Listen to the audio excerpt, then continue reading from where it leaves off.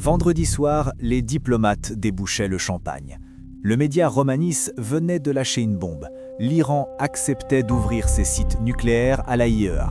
La paix était à portée de main. Mais dans l'ombre, les horloges s'étaient déjà arrêtées. 24 heures plus tard, le ciel de Téhéran s'est embrasé. Le guide suprême Khamenei est mort. Les États-Unis et Israël viennent de déclencher ce que les services de renseignement redoutaient depuis 40 ans. Ce n'est pas une opération militaire, c'est une exécution chirurgicale de l'ordre mondial. Regardez cette zone, le détroit d'Ormuz, 50 km de large. C'est la jugulaire de l'économie planétaire. Un tiers du pétrole mondial y transite chaque jour. Depuis lundi, c'est un cimetière marin. Pas besoin de mines ou de blocus physiques. Les gardiens de la Révolution ont envoyé un simple message radio. 6 mots qui ont terrifié les marchés. Aucun navire n'est autorisé à franchir. Conséquence immédiate, les assureurs se retirent. 6 des plus gros armateurs mondiaux ont stoppé leurs moteurs. Le prix du baril, il a bondi de 13% en quelques heures. On parle déjà d'un Brent à 120 $.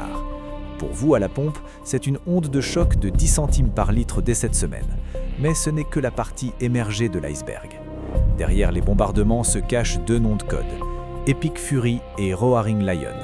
L'objectif de Donald Trump, ce n'est plus de contenir l'Iran, c'est la décapitation totale.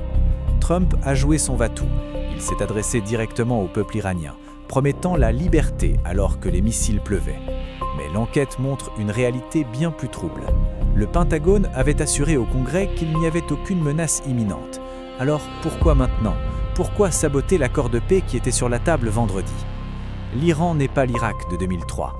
La riposte a été instantanée, décentralisée, brutale.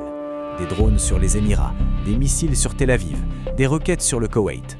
Le régime avait un plan de continuité. Ils s'attendaient à ce qu'on leur coupe la tête et ils avaient déjà appris à mordre sans ailes. Pendant que les géants s'affrontent, l'Europe cherche sa place. Spoiler, elle n'en a pas. Personne n'a appelé l'Élysée avant de tirer.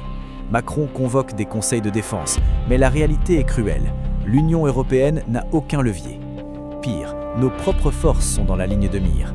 À Abu Dhabi, des drones iraniens ont frappé une base navale où stationnent des militaires français. Le message de Téhéran est clair. Si vous hébergez les Américains, vous êtes une cible.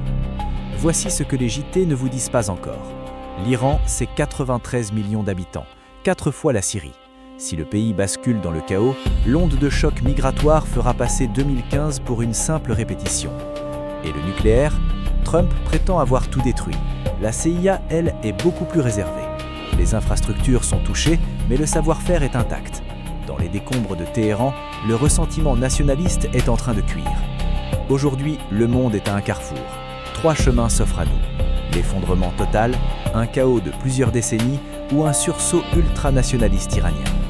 Trump a dit au magazine L'Atlantique « Ils veulent parler, j'ai accepté de parler ».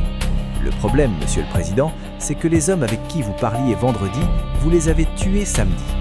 La fumée ne s'est pas encore dissipée, mais une chose est sûre, le prix de cette guerre se paiera en dollars à votre pompe et en vies humaines au Moyen-Orient. Restez lucides, l'enquête continue.